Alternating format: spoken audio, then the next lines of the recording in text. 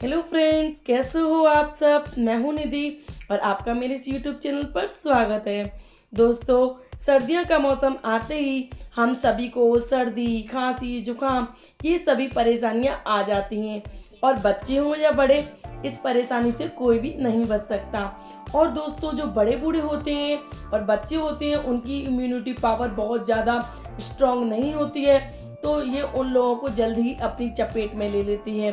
और दोस्तों, इसको ठीक करने के लिए हम मेडिसिन का जो है इस्तेमाल करते हैं। तो दोस्तों, मेडिसिन जो है बहुत ज़्यादा टाइम लेती हैं और अगर ज़्यादा मेडिसिन हम इस्तेमाल करते हैं तो उससे हमारी बॉडी में साइड इफ़ेक्ट होने के भी डर होते हैं।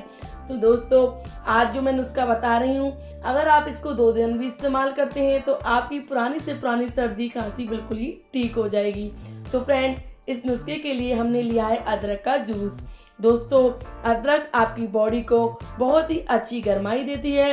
अदरक के अंदर विटामिन होती हैं एंड अदरक अगर आपकी कफ वाली खांसी है तो उसको भी ठीक करने में मदद करेगी।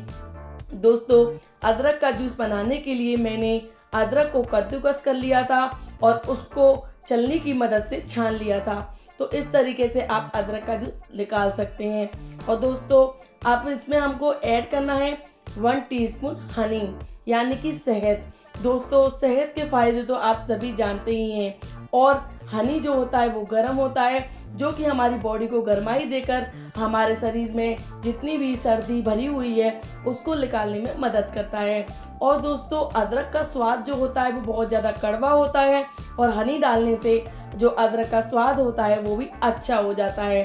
तो दोस्तों, अब आपको इन दोनों इंग्रेडिएंट्स को अच्छे से मिक्स कर लेना है और आपका जो काढ़ा है ये बनके एकदम तैयार है। तो दोस्तों, अगर आप इसको बच्चे को दे रहे हो तो आपको इसको इतनी क्वांटिटी में बच्चे को देना है, और अगर आप बड़े हैं और अगर आप बड़े इस्तेमाल कर रहे हैं तो आप 1 चम्मच आसानी से आराम से इसको पी सकते हैं। लेकिन दोस्तों, आपको ध्यान रखना है कि आपको रात को सोने से पहले ही इसको लेना है। इसके बाद आपको 4 से 5 घंटे कुछ भी खाना नहीं है। दोस्तों, 1 से 2 बार इस्तेमाल करने से ही आपकी जितनी भी सर्दी खांसी होगी वो टॉयलेट के रास्ते बाहर निकल जाएगी। तो दोस्तों, इस नुस्खे को आप ज़रूर जो है अपनाइएगा और अपना एक्सपीरियंस मेरे साथ कमेंट करके शेयर कीजिएगा। तो दोस्तों, मैं आशा करती हूँ मेरी दी हुई जानकारी आपको पसंद आई होगी।